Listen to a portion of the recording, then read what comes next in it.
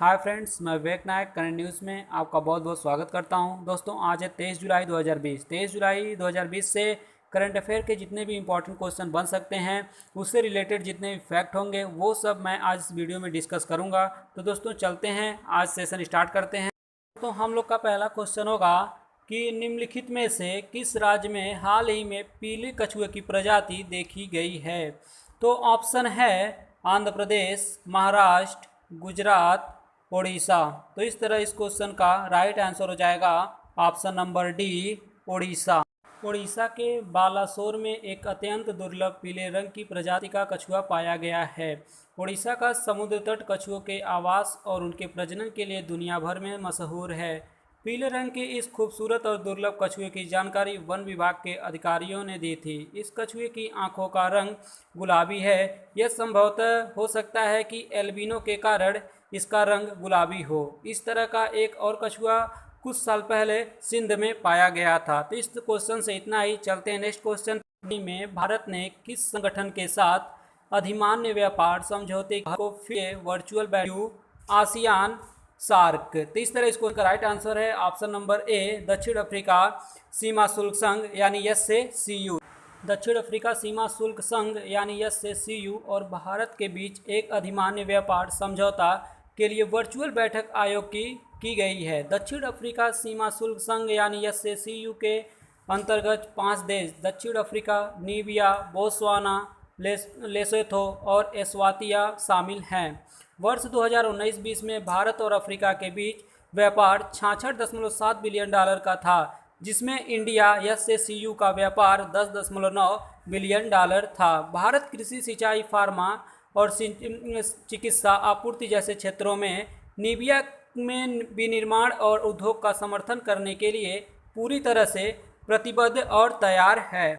इसके बीच भारत से दक्षिण अफ्रीका के लिए निर्यात के वाहन, परिवहन उपकरण, ड्रग और फार्मास्यूटिकल्स, इंजीनियरिंग सामान, जूते, रंजक, रसायन, वस्त्र, चावल, रत्न और आभूषण आदि शामिल हैं। दक्षिण अफ्रीका से भारत में आयात में सोना, भाप कोयला, तांबे के अयस्क, फास्फोरिक एसिड, मैग्नीज अयस्क, एल्युमिनियम, सिल्लियाँ और अन्य खनिज शामिल हैं। तो इस क्वेश्चन से इतना ही। चलते हैं नेक्स्ट क्वेश्चन पे। नेक्स्ट क्वेश्चन है कि केंद्रीय प्रत्यक्ष कर बोर्ड यानी CBDT ने डेटा साझा करने के लिए किस मंत्रालय के साथ समझौता ज्ञापन यानी MOU पर हस्ताक्षर किए हैं। ऑप्शन है सूचना एवं प्रसारण मंत्रालय, सूक्ष्म लघु एवं मध्यम उद्यम मंत्रालय, विदेश मंत्रालय, महिला एवं बाल विकास मंत्रालय। तो इस तरह इस क्वेश्चन का राइट आंसर हो जाएगा ऑप्शन नंबर बी, सूक्ष्म लघु एवं मध्यम मंत्रालय। केंद्रीय प्रत्यक्ष कर बोर्ड यानी CBDT भारत सरकार के सूक्ष्म लघु और उद्यम मंत्रालय यानी MOMSME के साथ एक समझौता ज्ञापन पर MOU पर हस्ताक्षर किए हैं। इस MOU के अनुसार CBDT द्वारा MOMSME के साथ आयकर रिपोर्ट यानी ITR संबंधी जानकारी साझा की जाएगी। दोनों संगठन डेटा विनियमन की प्रक्रिया को सुविधाजनक बनाने के लिए नोएड अधिकारी को वैकल्पिक नोडल अधिकारी नियुक्त करेंगे। MOMSME को मानदंडों के अनुसार साझा किए गए डेटा से उद्यमों की जांच करने तथा उन्हें सूक्ष्म लघु और मध्यम श्रेणी में वर्गीकृत करने की सुविधा प्राप्त होगी। CBDT और MOMSME के बीच संपन्न पर समझौते दोनों मंत्रालयों के बीच सहयोग और तालमेल का प्रतीक हैं। तो इस क्वेश्चन से इतना ही। चलते हैं नेक्स्ट क्वेश्चन पे। नेक्स्ट क्वेश्चन है कि भारत के पहले सार्वजनिक EV मतलब इलेक्ट्रिकल व्हीकल चार्जिंग प्लांट का उद्घाटन किस शहर में किया गया है। ऑप्शन है मुंबई, दिल्ली, इंदौर, बेंगलुरु। तो इस तरह इस क्वेश्चन का राइट आंसर हो जाएगा option number B, Delhi. Mobility को बढ़ावा देने के लिए केंद्रीय विद्युत, नवीन और नवीकरणीय ऊर्जा मंत्री ने दिल्ली में भारत के पहले सार्वजनिक EV मतलब इलेक्ट्रिकल व्हीकल चार्जिंग का उद्घाटन किया है। उन्होंने कहा कि भारत में मोबिलिटी को आसान बनाने के लिए EV चार्जिंग प्लाजा मतलब चार्जिंग प्लाजा की शुरुआत एक नई पहल के तौर पर की गई है। इस तरह के प्रयासों में देश में ई मोबिलिटी के लिए एक इकोसिस्टम बनाने में मदद मिलेगी।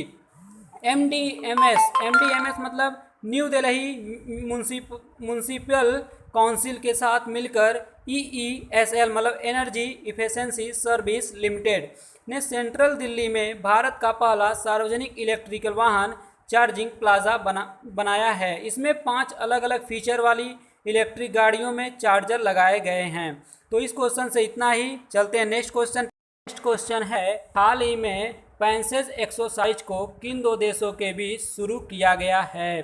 तो ऑप्शन है भारत श्रीलंका, थाईलैंड चीन, अमेरिका थाईलैंड, भारत अमेरिका। तो इस तरह इस क्वेश्चन का राइट आंसर हो जाएगा ऑप्शन नंबर डी, भारत और अमेरिका। 20 जुलाई 2020 को अमेरिका नौसेना के वाहक यूएसएस निमित्ज के मध्य पूर्व में भारतीय युद्धपोतों के साथ समुद्री अभ्यास किया। पैक्सेस अभ्यास ऐसे समय में किया जा रहा है जब भारत और चीन के बीच सीमा पर तनाव है। भारतीय नौसेना ने Japan maritime self defence force और फ्रांसीसी नौसेना के साथ इसी तरह का पैक्सेस संचालित किया है। पैक्सेस एक पैसेज एक्सरसाइज है। ऐसे युद्धाभ्यास विनिमय के अवसरों में मदद करते हैं। तो इस क्वेश्चन से इतना ही। चलते हैं नेक्स्ट क्वेश्चन पे। नेक्स्ट क्वेश्चन है कि हाल ही में लालजी टंडन का 85 वर्ष की आयु में निधन हो गया है। वे वर्तमान में किस राज्य के राज्यपाल थे? ऑप्शन है मध्य प्रदेश, उत्तर प्रदेश, बिहार, उड़ीसा। तो इस तरह इस क्वेश्चन का राइट आंसर हो जाएगा option number A, Madhya Pradesh. हाल ही में मध्य प्रदेश के राज्यपाल लालजी टंडन का 85 साल की उम्र में निधन हो गया है। 5 दशकों के अपने कैरियर में लालजी टंडन ने 1978 से 1984 तक और 1990 से 1996 तक 2 कार्यकाल के लिए उत्तर प्रदेश विधानसभा परिषद में काम किए। इसके अलावा 1996 से 2009 के बीच 3 कार्यकालों के लिए उन्होंने उत्तर प्रदेश विधानसभा में विधायक के रूप में भी काम किया था। साथ ही 15वीं लोकसभा में उन्होंने सांसद के रूप में भी काम किया था। मध्य प्रदेश के अलावा लालजी टंडन बिहार के भी राज्यपाल के रूप में काम कर चुके थे। तो इस क्वेश्चन से इतना ही। चलते हैं नेक्स्ट क्वेश्चन। नेक्स्ट क्वेश्चन है, विश्व मस्तिष्क दिवस यानी वर्ल्ड ब्रेन डे कब मनाया जाता है? ऑप्शन है 21 जुलाई, 22 जुलाई, 23 जुलाई, 24 जुलाई। तो इस तरह इस क्वेश्चन का राइट आंसर है ऑप्शन नंबर बी, 22 जुलाई। 22 जुलाई को विश्व मस्तिष्क दिवस यानी वर्ल्ड ब्रेन डे मनाया जाता है। इस साल के लिए इस दिवस की थीम है move together to end Parkinson's and diseases. और इस साल के इस दिवस के कैंपेन की थीम है आवर ब्रेन आवर फ्यूचर। इस दिवस को वर्ल्ड फेडरेशन ऑफ न्यूरोलॉजी द्वारा international Parkinson and movement disorder society के साझेदारी के साथ आयोजन किया जाता है। आपको बता दें कि वर्ल्ड फेडरेशन ऑफ न्यूरोलॉजी की स्थापना 22 जुलाई 1957 के दिन ही की गई थी। इस समिति द्वारा विश्व मस्तिष्क दिवस मनाए जाने की वकालत की गई थी।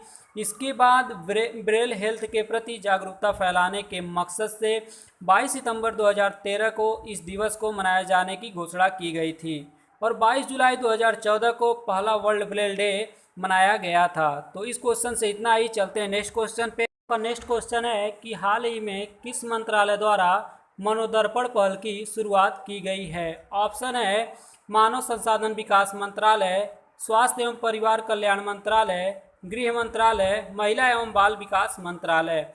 तो इस तरह इस क्वेश्चन का राइट आंसर है ऑप्शन नंबर ए, मानव संसाधन विकास मंत्रालय। केंद्रीय मानव संसाधन विकास मंत्री रमेश पोखरियाल निशंक ने मनोदर्पण नामक पहल की शुरुआत की है। इस पहल की शुरुआत छात्रों के मानसिक स्वास्थ्य और तंदुरुस्ती के लिए उन्हें फिजिकल सोशल सपोर्ट प्रदान करने के मकसद से की गई है। इसके साथ ही एक राष्ट्रीय टोल फ्री हेल्पलाइन 844-844-0682 मनोदर्पण का एक विशेष वेब पेज और एक हैंडबुक का उद्घाटन भी मनोदर्पण पहल के हिस्से के रूप में किया गया है। इस हेल्पलाइन के माध्यम से छात्रों को उनके मानसिक स्वास्थ्य और मनोमानसिक मुद्दों के समाधान के लिए टेली काउंसलिंग की सुविधा दी जाएगी। तो इस क्वेश्चन से इतना ही। चलते हैं नेक्स्ट क्वेश्चन पे। नेक्स्ट क्वेश्चन है कि हाल ही में किस देश ने कोरोना के इलाज के लिए एक्सामेथासोन नामक दवा को मंजूरी दी है? ऑप्शन है भारत, चीन, अमेरिका, जापान। तो इस तरह इस क्वेश्चन का राइट आंसर हो जाएगा ऑप्शन नंबर डी, जापान। हाल ही में जापान ने कोरोना के इलाज के डेक्सामेथासोन नामक दवा को मंजूरी दी है। जापान के स्वास्थ्य मंत्रालय ने इसे एक सस्ते और व्यापक रूप से इस्तेमाल किए जाने वाले स्टेरॉयड के रूप में कोरोना के इलाज के लिए मंजूरी दी है। गौरतलब है कि इस दवा का कोविड-19 के ट्रीटमेंट के लिए पहला ट्रायल ब्रिटेन में किया गया था। ट्रायल के बाद पता चला है कि इस दवा के उपयोग ने कोरोना मरीजों के मृत्यु दर को कम करके दिखाया है। यह दवा ओरली या इंजेक्शन के जरिए दी जा सकती है। इस दवा का उपयोग आमतौर पर एलर्जी, गठिया, अस्थमा सहित अन्य अस्थियों में सूजन को कम करने के लिए किया जाता है। तो इस तरह इस क्वेश्चन से इतना ही।